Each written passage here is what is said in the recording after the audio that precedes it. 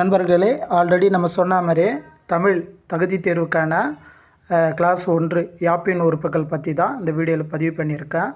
தயவுசெய்து ஸ்கிப் பண்ணாமல் பாருங்கள். கண்டிப்பாக கிளாஸஸ் புரியும்.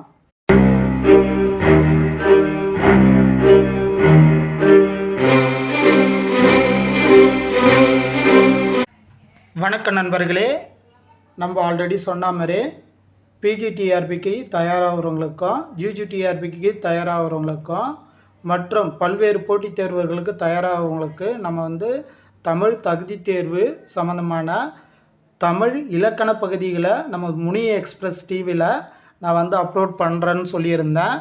அதனை தொடர்ந்து இன்றைக்கி முதல் வீடியோவாக நம்ம இலக்கண பகுதியில் யாப்பின் உறுப்புக்கள் இதிலிருந்து கம்பல்சரி போட்டித் தேர்வுக்கு 2 அல்லது 3 வினாக்கள் கண்டிப்பாக கேட்பாங்க. ஸோ அதால் தான் ஃபஸ்ட்டு டாப்பிக்கை இதை நான் சூஸ் பண்ணியிருக்கேன். சரி நண்பர்களே, இதில் யாப்பின் உறுப்புக்கள்னால் இதில் நீங்கள் என்ன தெரிஞ்சுக்க போகிறீங்கன்னா, மொத்தம் எத்தனை இருக்குது? 6 இருக்குது. அந்த 6 என்னென்ன? எழுத்து, அசை, சீர், தலை, அடி, தொடை.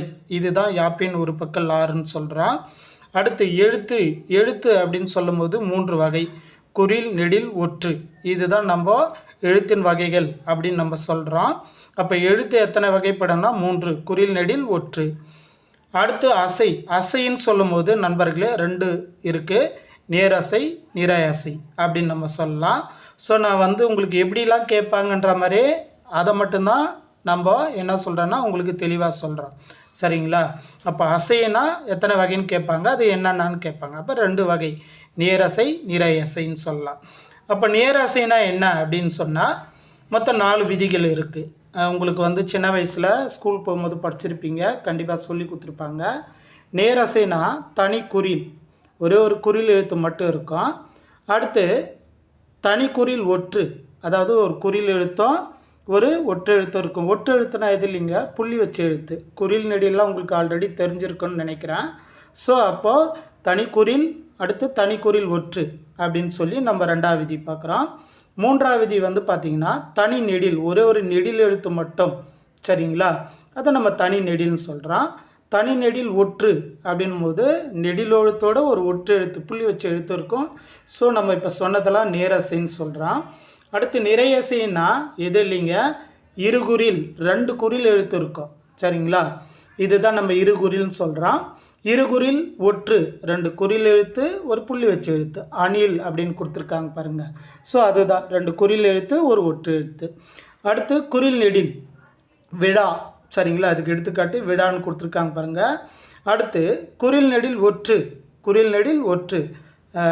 அப்போ குறில் நெடில் ஒற்று அப்படின்னு சொல்லும்போது ஒரு குறில் எழுத்து இருக்கும், ஒரு நெடில் எழுத்து இருக்கும், ஒரு ஒற்று எழுத்து இருக்கும். இதுதான் நம்ம என்ன சொல்கிறோன்னா குறில் நெடில் ஒற்றுன்னு சொல்கிறோம்.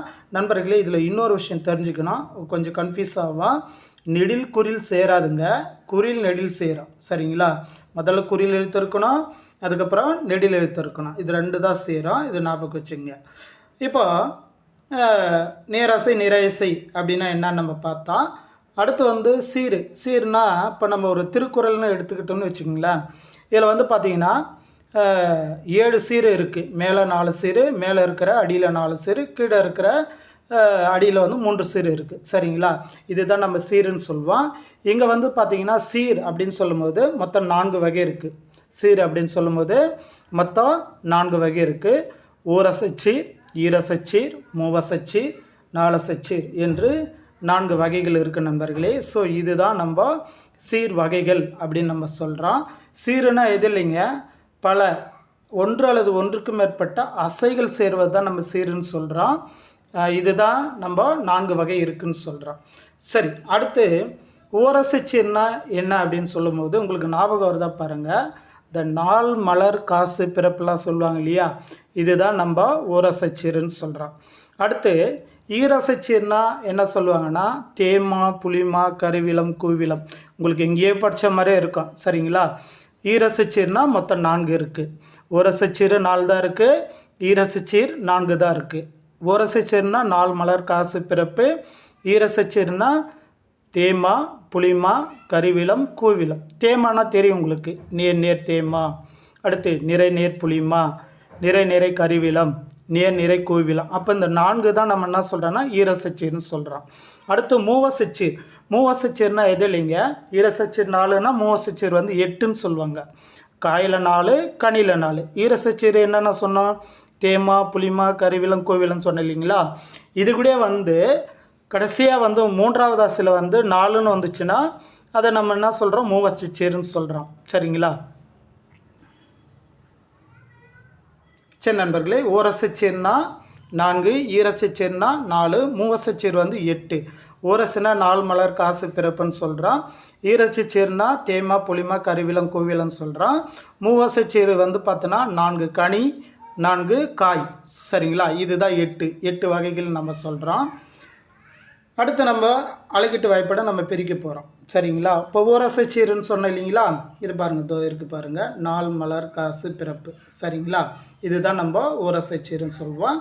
அடுத்து ஈரசச்சீர்னா இந்த பாருங்கள், நேர் நேர் தேமா, நிறை நேர் புளிமா, நிறை நிறை கருவிலம், நேர் நிறை குவிலம். இது வந்து கொஞ்சம் அட்வான்டேஜாக கேட்டாங்கன்னா மாச்சீர், மாலை முடியுதுனால அது மாச்சீர்னு சொல்கிறோம். விளத்தல் முடியுதுனால விளைச்சீர் 2 இருக்குது, விளைச்சீர் மாச்சீர் 2 இருக்குது. அடுத்து மூவசச்சீர். இங்கே பாருங்கள், அந்த தேமா புளிமா கருவிலம் கூவிலத்துக்கூடிய நேருன்னு வந்தால் காயின்னு சேர்த்துக்கணும், 3வது நிறைன்னு வந்தால் கனின்னு சேர்த்துக்கணும். அவ்வளோதான். இதுதான் பாருங்கள், நேர் நேர் நேர் என்ன சொல்கிறாங்க, தேமாங்கனி, நிறை நேர் நேர் நேர். அடுத்து புளிமாங்கனி, நிறை நிறை நேர், நேர் நேர் நேர் தேமாங்காய், நிறை நேர் நேர் புளிமாங்காய், நிறை நிறை நேர் கருவிலங்காய், நேர் நிறை நேர் கூவிலங்காய். அப்போ இது 4. அடுத்து நேர் நேர் நேர் நிறை, லாஸ்ட்டில் நிறைன்னு முடிஞ்சிருக்கும். அப்போ தேமாங்கனி புளிமாங்கனி கருவிலங்கனி கூவிலங்கனி. இது தாங்க வந்து 8ன்னு நம்ம சொல்கிற நண்பர்களே. இந்த அழகீட்டு வாய்ப்பில் எக்ஸாம்பிள் வந்து திருக்குறள் கொடுப்பாங்க. அந்த திருக்குறள் கொடுக்கும்போது வந்து பார்த்திங்கன்னா நீங்கள் கேர்ஃபுல்லாக பிரிக்கணும். சரிங்களா. ஏன்னா வந்து ரொம்ப ரொம்ப ஒரு மேக்ஸ் மாதிரி இதை நம்ம பார்க்கணும். கண்டிப்பாக இதிலேருந்து ஒரு 2 மதிப்பெண்கள் கண்டிப்பாக வரும் நியமன தேர்வுக்கு, அதாவது எலிஜிபிள் தகுதி தேர்வுக்கு. கண்டிப்பாக இதில் நிச்சயம் 2 கொஷின் வரும். இந்த திருக்குறள் வந்து நாளைக்கு ஷார்ட்கட் மெத்தடில் எப்படி பிரிக்கிறதுன்னு நான் வந்து உங்களுக்கு சொல்லித்தரேன் நண்பர்களே. இப்போ நீங்கள் பார்த்தது பேசிக்கு. சரிங்களா. கண்டிப்பாக ஓரளவுக்கு உங்களுக்கு புரிஞ்சிருக்குன்னு நினைக்கிறேன். இதை வந்து விதிகள் இல்லாமல் நேருன்னா என்னான்னு தெரியாது சார், நிறைனா என்னான்னு தெரியாது, அப்படி இருக்கும்போது விதிகள் மூலிமா நான் வந்து உங்களுக்கு அழகாக பிரித்து காமிக்கிறேன்.